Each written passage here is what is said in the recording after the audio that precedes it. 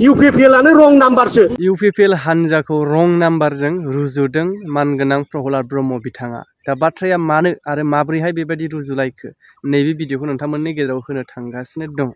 बिथाङा आरो सोरनिबा पार्सनेलि बिथिङै मोनसे समनि जे इउएसआव खारलांनो नाजानाय नैबेबायदि मोनसे गोबाङै भाइराल जाबाय थादोंमोन ना, पार्सनेलि बिथिङै बेखौबो लानानै रुजुलायदों। दा बेफोरो माबा सावरायजाथावगौ मेटार नङामोन राजखान्थियारि बिथिङै, अब्लाबो बिथाङा जिहेथु मोनसे पार्टिजों रुजुनांगौनि थाखाय बैफोरखौ लाबोदों। दा बेनि अनगायै बेफोरखौ बाद दोन्थ'नानै बिथाङा ओरैबायदि माने बिपिएफ दोलोनि जे थांखिफोर, जे मिशनफोर, बिथांमोननि जिबायदि इस्यु जे बर' हारिनि थाखाय फैबाय थानाय 2025आव सोरखाराव फैयोब्ला ओरैबायदि माखासे थांखि लानायखौ फोसावदों, जाय भिडिअखौ नोंथांमोननि गेजेराव आं होनो थांगासिनो दङ।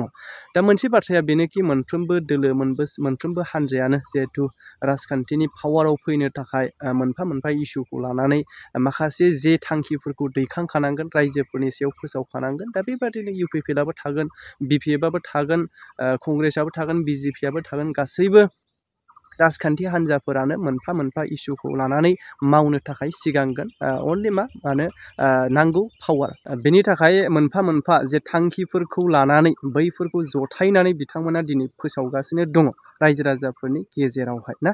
अब्ला नोंथांमोना नैबे भिडिअखौ जोबजासे नायनायनि गेजेरजों मोन्दांथिखौबो फोरमायहर। जोंना आइजोफ्रा आंनो आगै बिबोनांखौ बुंनाङा लांसै, ओरैहाय पार्टियाव ओंखारो नालाय बिबोनाङा, आगै सन्थला गिनाङा, जोंहा गोसोआव दंखायो, जोंहा नांगालावनो थुखागोन, जों ओरै थांनि एसे। दा बिदि खालामदावनो नाङा आरो मालाय रं नाम्बारजों रायलायदाव उनाव खारफालांनाया बिदिनो जाथायो। थांदावनो नाङा बेफोरनि मिथिङाव, मिथिबायना? बिदिनो इउएसएआव थांफ्लांलायहैनाया बिदियाव जादों दाख्लैबो। बिदिनो थांदाव थांबाय नालाय, नङा होमबा? बेयावनो होनोसै बिदि जाबाय आरो मालाय 500 थाखा जाखाबाय नालाय बेयावनो थुनसै, आन्दायसै दा बे। दा सौहैयाखिसै इउएसएआव, नङा होमबा? दा बेबादि जायो आरो मालाय। दा ओंखायनो जोङो गोनो गोथो जानो नाङा, बेबादि रं नाम्बारसो। इउपिपिएलआनो रं नाम्बारसो, मिथिबायना? रं नाम्बारसो बिसोरो, जेबो खालामनो हाया, मानसिफोरखौ गोदाव सोराव खालामहैजोब्बाय। सेंग्रा सिख्लाफोरनोबो साख्रि होनो हाया, बोराय बुरिनोबो पेन्सन होनो हाया, ना न' गंसे होनो हायो, ना मा होनो हायो। नोंनि समस्याखौ फोजोबथारगोन दे। बोरै बहा थांखो? दा ओंखायनो बेबायदि बे मिस कलाव जों थांनो नाङा रायजो राजाफोर। थगायो, दोनखारलाङै थगायहैयो। बेबादि जादों आरो मालाय। दा जिथुनाखि परिबेस, दा ओंखायनो जोङो बेबादि रं नाम्बाराव मालाबाबो गोजोमहैनो नाङा आरो मालाय। दा जिखि जाया मानो जोंना एबाराव बिपिएफ दोलोआ आलदा बाजेट खालामखादों, आलदा बाजेट। सेंग्रा सिख्लाफोरनि थाखाय 100 कौटि, जोंनि आइजोफोरनि थाखाय सेल्फ हेल्प ग्रुपआव बयनोबो जाहाथे होनो हायो, 5 बोसोराव होजोबनो हायो। ओंखायनो मोनसे समस्थियाव 1 कौटि 40 कौटि थाखा बाजेट खालामदों। आरो बोराय बुरिनि थाखाय बे मेगन नायजानो, माबानो, गस्ला बायनो, गोजां बोथोराव सि गुदुं बायनो, सुइटार बायनो, जेकेट बायनो, जुथा बायनो, बिसिनि थाखायबो 10 कौटि थाखा बाजेट। बेबादि थख' बाजेट खालामखादों। साख्रि होजोबनो हाया जोंबो मिथिगौ, खिन्थु बे 100 कौटि थाखानि गेजेरजोंनो सोरनोबा माने माबा बे बागान खालामनानै, गय बागान खालामनानै जानो हानायनि, दाउ अमा फिसिनानै जानो हानायनि, माबा मोनसे खालामनानै जानो हानायनि 100 कौटि थाखा बाजेट बेखौ खालामनाय जादों आरो मालाय। आरो आइजोफोरनि 40 कौटि, बोराय बुरिनि दङ।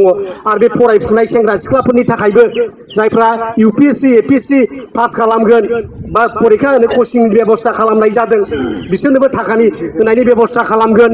आरो जायफ्रा एमफिल पिएइचडि खालामनो फेल'शिप, जायफ्रा एन्ट्रेन्स होनानै पास जाखाबाय, दा बेखौबो बिथांमोननो राङारि अनसुंथाइ होनायनि थाखाय बेबस्था। आगोलाव 1 लाख होबोबाय थादों, नङा होमबा? हयथ' एबाराव बारायनोबो हागौ, बिनि थाखायबो बाजेट खालामखानाय जादों। आरो बे साख्रि गिदिर ओंखारो, नङा होमबा? ओंखारोना ओंखारा? रेलवे रिक्रुटमेन्ट बर्ड, रेलाव साख्रि ओंखारो, स्टाफ सिलेक्सनाव साख्रि ओंखारो।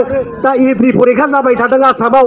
बेबादि आनजादफोरखौ पास जानानै साख्रि मोननो थाखाय बेनिबो कचिं सेन्टार खालामनो मोनफ्रोमबो जिल्लायाव मोनफा दिनै 9 जिल्ला दं, मोनफा सेन्टार, कचिं सेन्टार बानायनोबो थाखाय थिग खालामनाय जादों।